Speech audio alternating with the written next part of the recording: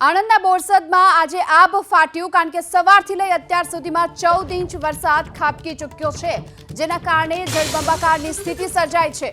બોરસદનું અક્ષરનગર જે સંપૂર્ણ પાણીમાં ગરકાવ થઈ ચૂક્યું છે અને અહીં આગળ આવેલા 150 જેટલા મકાનોમાં પાણી ઘૂસી ચૂક્યા છે। લોકોની ઘરવખરીને ભારે નુકસાન થઈ રહ્યું છે અને આ તરફ જાકલી તળાવ પાસે આવેલ સિટી પોઈન્ટ કોમ્પ્લેક્સમાં પણ પાણી ફરી વળ્યા। વેપારીઓ પોતાનો સામાન બચાવતા નજરે પડી રહ્યા છે। આ પ્રકારની સ્થિતિ આપ જોયો કે લોકોના ઘરોમાં પાણી ઘૂસી ચૂક્યા છે, તો આ તરફ બોરસદના જનતાનગર સ્ટેશન રોડ પર પણ પાણી ભરાયેલા છે, જેને લઈ લોકોમાં આક્રોશ જોવા મળી રહ્યો છે। શંકરપાર્ક ચોકડી, અક્ષયનગર આ તમામ વિસ્તારો એવા છે કે જ્યાં હાલ કેડસમાં પાણી ભરાઈ ચૂક્યા છે। સવારથી જ વરસી રહેલા વરસાદે આખે આખું બોરસદ જળમગ્ન કર્યું હોય તેવા દ્રશ્યો સામે આવ્યા। કહી શકાય કે જે રીતના દુકાનોમાં પાણી ઘૂસ્યા, સાથે સાથે હવે આપણે જે વિસ્તારમાં ઉપસ્થિત છે તે વિસ્તારની વાત કરીએ તો આ વિસ્તારમાં 120 જેટલા ઘર આવેલા છે, તે ઘરમાં પાણી ઘૂસ્યા છે। મહત્વની વાત છે કે તંત્ર દ્વારા અહીંયા આગળ કોઈ પણ જાતની કામગીરી કરવામાં નથી આવી, જેને લઈ અહીંયા આગળના લોકો ક્યાંક ને ક્યાંક હેરાન હોય તેવું ચોક્કસપણે લાગી રહ્યું છે। અહીં આગળના રહીશની સાથે વાત કરવાનો પ્રયત્ન કરીશું। શું નામ છે તમારું અને આ કયો વિસ્તાર છે? મારું નામ પરેશભાઈ છે। આ વિસ્તાર બોરસદ અક્ષયનગર છે, બોરસદ તાલુકાનો અક્ષયનગર છે। કેવી તકલીફ છે, શું થયું છે? કોઈ જાતનું તંત્ર ભાજપ કે કોંગ્રેસ વાળા કોઈ જાતના તંત્ર વાળા આવ્યા નહીં અને મારા ઘરનો માલ સામાન, બાજરી, ઘઉં, ચોખા બધું પલળી ગયે છે અને ટીવી વર ફ્રીજ બધું પાણીમાં પલળી ગયે છે। કહી શકાય કે આ જે વિસ્તાર છે તે વિસ્તારના લોકો અહીં આગળના જે નેતાઓ છે, સાથે સાથે તંત્ર છે, તેની પર ભારે રોષ ઠાલવી રહ્યા હોય તેવું ચોક્કસપણે લાગી રહ્યું છે। અને ઠાલવે જ, કેમ ના ઠાલવે? કારણ કે અહીં આગળની જે પરિસ્થિતિ છે તે પરિસ્થિતિ ખૂબ ગંભીર છે। અહીં આગળ 120 જેટલા મકાનોમાં પાણી ઘૂસ્યા છે, ત્યારે તંત્ર અહીં આગળ આ લોકોની ખબર અંતર પૂછવા પણ નથી આવ્યું। જલ્પેશ પટેલ, એબીપી અસ્મિતા, બોરસદ।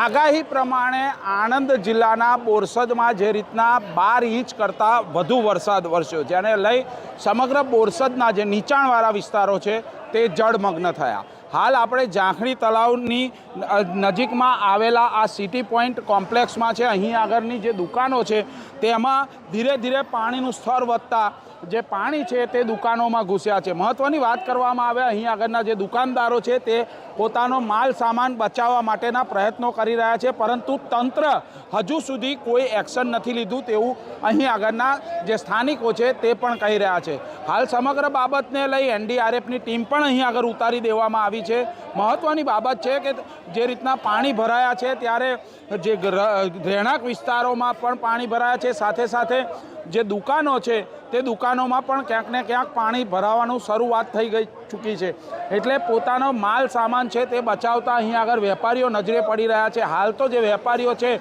તે તંત્ર ઉપર રોષ ઠાલવી રહ્યા છે, કારણ કે જે વરસાદ વરસ્યો અને તંત્રની જે પ્રી મોન્સૂન કામગીરી છે તેની પોલ ખુલી। હાલ તો પ્રી મોન્સૂનની કામગીરીની પોલ ખુલતાની સાથે તંત્ર ક્યાંક ને ક્યાંક છુપાઈ ગયું હોય તેવા દ્રશ્યો પણ અહીં આગળ જોવા મળ્યા, કારણ કે તંત્ર અહીં આગળ આવ્યું નથી અને આ વેપારીઓને કોઈ પણ જાતનું જે સુવિધાઓ છે તે મળી નથી। જલ્પેશ પટેલ, એબીપી અસ્મિતા, બોરસદ। ઝાંખણી તળાવ પાસે આવેલા બોરસદના જે કોમ્પ્લેક્સ છે સિટી પોઈન્ટ કોમ્પ્લેક્સ, તેમની વાત કરીએ તો અહીં આગળ જે રીતના માલ સામાન છે તે અહીં આગળથી વેપારીઓ પોતાનો ઉઠાવી રહ્યા છે, કારણ કે જે કોમ્પ્લેક્સ છે તેમાં ધીરે ધીરે પાણી ભરાઈ રહ્યું છે। એક વેપારી આપણી સાથે જોડાયા છે, તેમની સાથે વાત કરીશું। શું પરિસ્થિતિ છે? પરિસ્થિતિ સાહેબ તમે જોઈ રહ્યા છો, એક અડધો જ કલાકમાં સવારના વરસાદે પાણીનો જે કેર મચાવ્યો છે અને આગળથી જે કાચ તોડ્યો છે એની લીધે પાણી આખા કોમ્પ્લેક્સમાં ભરાઈ ગયું છે અને તાત્કાલિક બધી દુકાનોમાંથી સામાન કાઢવો પડ્યો છે। પરિસ્થિતિ તમારી આંખો આગળ છે। તંત્રએ પ્રી મોન્સૂન કામગીરીની વાત કરી, પણ પ્રી મોન્સૂન કામગીરી થઈ છે કે કેમ, શું લાગે છે તમને? તમે સાહેબ જોઈ શકો છો, પ્રી મોન્સૂન કામગીરી થઈ હોય તો આ પરિસ્થિતિ થાય જ નહીં। એટલે કહી શકાય કે જે તંત્ર છે તેને ચોક્કસથી પ્રી મોન્સૂન કામગીરી નથી કરી, જેના કારણે આ જે વેપારીઓ છે તે અત્યારે હાલાકી ભોગવી રહ્યા છે. પોતાનો કિંમતી માલ સામાન છે તે ક્યાંક ને ક્યાંક દુકાનો ખાલી કરી અને બીજે સ્થળાંતર કરી રહ્યા છે. સાથે સાથે રહેણાંક વિસ્તારોના જે લોકો છે, જે નીચાણવાળા વિસ્તારોમાં સોસાયટી આવેલી છે, તે સોસાયટીમાં ક્યાંક ને ક્યાંક લોકો ફસાયા છે. તેમનું પણ સ્થળાંતર તંત્ર દ્વારા કરવામાં આવી રહ્યું છે. જલ્પેશ પટેલ, ABP અસ્મિતા, બોરસદ.